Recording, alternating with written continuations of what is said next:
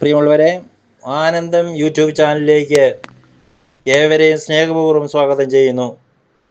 ഈ ചാനൽ ആദ്യമായിട്ട് കാണുകയും കേൾക്കുകയും ചെയ്യുന്നവര് ക്രൈസ്തവ വിശ്വാസത്തിന്റെ പക്ഷത്ത് നിൽക്കുന്ന ഈ ചാനലിനെ സ്വന്തമായി ഏറ്റെടുത്ത് സ്വീകരിക്കണമെന്ന് അഭ്യർത്ഥിക്കുകയാണ്.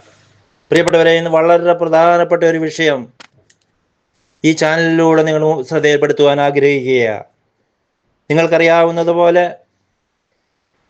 ക്രൈസ്തവരുടെ പരിശുദ്ധവും പരിപാവനവും രക്ഷയുടെ അനുസ്മരണ ദിനങ്ങളായ പെസഹ, വ്യാഴം, ദുഃഖവെള്ളി, ദുഃഖശനി, ഈസ്റ്റർ ഈ ദിവസങ്ങളിൽ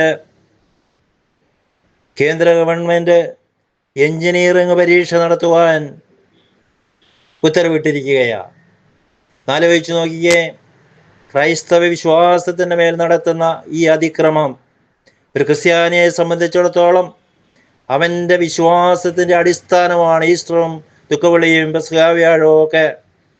അന്ന് ദേവാലയങ്ങളിൽ കുടുംബത്തോടൊപ്പം പ്രാർത്ഥിക്കുകയും ദൈവീക കാര്യങ്ങൾ ചെലവഴിക്കുകയും ചെയ്യുന്ന ആ പുണ്യപ്പെട്ട ദിനം, യേശുക്രിസ്തു മനുഷ്യരക്ഷ സാധിച്ചു തന്നതിൻ്റെ അനുസ്മരണത്തിൻ്റെ ആ ദിനങ്ങൾ, ആ പുണ്യദിനം ക്രൈസ്തവർ ആ ദിവസങ്ങളിൽ വലിയ ആഴ്ച എന്ന പേരിലാണ് വിളിക്കപ്പെടുന്നത്.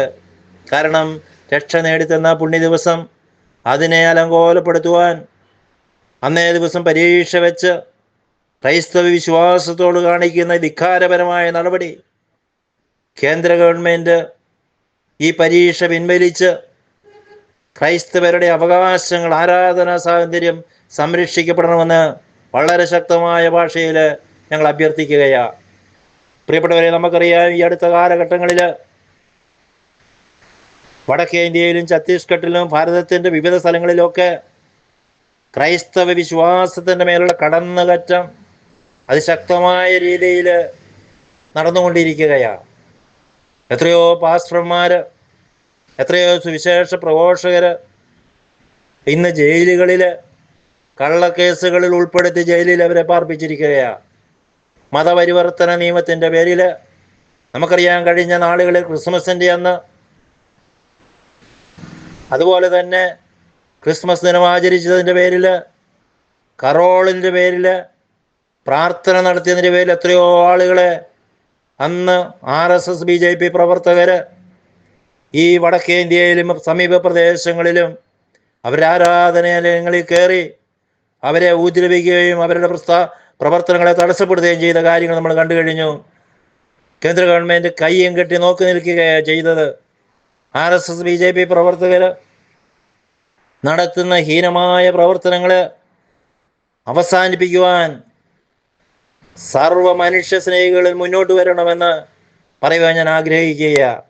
ഈ ദിവസങ്ങളിൽ ഞാൻ കണ്ടു, കോട്ടയത്ത് നിന്ന് ഉള്ള ഒരു പാസ്റ്റർ വടക്കേ ഇന്ത്യയിൽ ഒരു ഞായറാഴ്ച അവരുടെ ദേവാലയത്തിൽ 10-30 പേര് ചേരുന്ന അവരുടെ പ്രാർത്ഥനാ കൂട്ടായ്മയിൽ ശുശ്രൂഷ ചെയ്തപ്പോൾ അദ്ദേഹത്തെ കള്ളക്കേസിൽ പെടുത്തി ഇന്ന് കള്ളക്കേസെടുത്ത് കോടതിയിൽ ഹാജരാക്കി ജയിലിൽ പാർപ്പിച്ചിരിക്കുകയാണ്.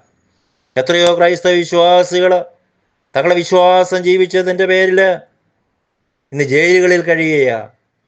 ന്യൂനപക്ഷങ്ങൾക്ക് അനുവദിച്ചിട്ടുള്ള അവകാശങ്ങളുടെ മേൽ നടത്തുന്ന ഈ ധ്വംസനങ്ങൾ അവസാനിപ്പിക്കണമെന്ന് പറയുവാൻ ഞാൻ ആഗ്രഹിക്കുകയാണ്.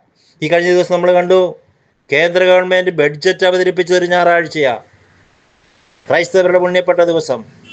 അത് വെള്ളിയാഴ്ചയോ ശനിയാഴ്ചയോ തിങ്കളാഴ്ചയോ ഏത് ദിവസം വേണമെങ്കിലും ആ ബഡ്ജറ്റ് അവതരിപ്പിക്കാം. പക്ഷേ അന്നേ ദിവസം തന്നെ തിരഞ്ഞെടുത്ത് ക്രൈസ്തവ വിശ്വാസത്തിന് മേൽ എന്തുമാകാമെന്നുള്ള ധിക്കാരപരമായ ഒരു പ്രവർത്തനത്തിൻ്റെ ഭാഗമായിട്ടാണ് ആ ബഡ്ജറ്റ് അവതരിപ്പിച്ചതെന്ന് ഞങ്ങൾ മനസ്സിലാക്കുകയാണ്. അതുപോലെ തന്നെ ക്രൈസ്തവരുടെ ആചാരങ്ങളനുസരിച്ചുള്ള ശവസംസ്കാര ശുശ്രൂഷകൾ ഇന്ന് സംസ്ഥാനത്തിൻ്റെ, രാജ്യത്തിൻ്റെ വിവിധ ഭാഗങ്ങൾ നടത്താൻ അനുവദനീയമല്ലാത്ത രീതിയിലേക്ക് കാര്യങ്ങൾ നീടുകയാണ്. എത്രയോ ദേവാലയങ്ങൾ പൊളിക്കപ്പെടുകയാണ്. അവരുടെ മതചിഹ്നങ്ങൾ, അവരുടെ വിശുദ്ധാത്മാക്കളുടെ തിരുസ്വരൂപങ്ങൾ, വിശുദ്ധ ഗ്രന്ഥം, ഇവയെല്ലാം എടുത്ത് നശിപ്പിച്ച് ആഭാസകരമായ രീതിയിൽ അവമാനിക്കുന്ന കാഴ്ച ഇന്ന് കണ്ടുവരികയാണ്. ഇത് ഞാൻ അവസാനിപ്പിക്കുന്നതിന് മുമ്പ് ഒരിക്കൽ കൂടി പറയുവാൻ ഞാൻ ആഗ്രഹിക്കുക, ഈ പീഡിപ്പിക്കപ്പെടുന്ന ഓരോ ക്രൈസ്തവർക്കും ക്രൈസ്തവ സമൂഹം ഇന്ന് പിന്തുണ നൽകുന്നുണ്ട് എന്നുള്ള കാര്യം നിങ്ങൾ മറക്കരുത്. നിങ്ങൾ എത്രമാത്രം അടിച്ചമർത്തിയാലും ക്രൈസ്തവ വിശ്വാസത്തിൻ്റെ മേൽ നിങ്ങൾ ഇത്രമാത്രം ഹീനകരമായ പ്രവൃത്തി നടത്തിയാലും യേശുക്രിസ്തു ഏകരക്ഷകന് ആകാശത്തിൻ്റെ കീഴെ ഭൂമിയുടെ മുകളിൽ മനുഷ്യരുടെ രക്ഷയ്ക്കായി നൽകപ്പെട്ടിട്ടുള്ള ഏകനാമം കർത്താവായ യേശുവാണെന്നുള്ള വലിയ സത്യം ഈ ലോകത്തോട് ഞങ്ങൾ പ്രസംഗിക്കും, പ്രഘോഷിക്കും എന്നുള്ള ആ വലിയ സത്യം ഞങ്ങൾ പറയുവാൻ ആഗ്രഹിക്കുക. അത് ക്രൈസ്തവൻ്റെ അവകാശമാണ്. സുവിശേഷം എന്ന് പറയുന്ന സ്നേഹത്തിൻ്റെ സുവിശേഷമാണ്. അതിനെ നിങ്ങൾ എന്ത് വകയിലാണ് നിങ്ങൾ തടസ്സപ്പെടുത്തുന്നത്? ബൈബിളിൽ എവിടെയെങ്കിലും ഒരു മനുഷ്യനെ ഉപദ്രവിക്കുവാനോ അവൻ്റെ പ്രവർത്തനങ്ങളെ തടസ്സപ്പെടുത്തുവാനോ അവനെ നിഗനിക്കുന്ന ഏതെങ്കിലും ഒരു വാചകം നിങ്ങൾക്ക് ബൈബിളിൽ കാണിച്ചു തരാൻ പറ്റുമോ? ചെയ്യുന്നത് നന്മകൾ മാത്രം. കുഷ്ഠരോഗികളുടെയും രോഗികളുടെ ഇടയിലൊക്കെ പ്രവർത്തിക്കുന്ന ക്രൈസ്തവ സഹോദരിമാരുടെ സമർപ്പിതരുടെ മേലെ, പുരോഹിതരുടെ മേലെ, വിശ്വാസികളുടെ മേലെ നിങ്ങൾ ധിക്കാരപരമായ പ്രവർത്തനങ്ങൾ നടത്തുകയാണ്.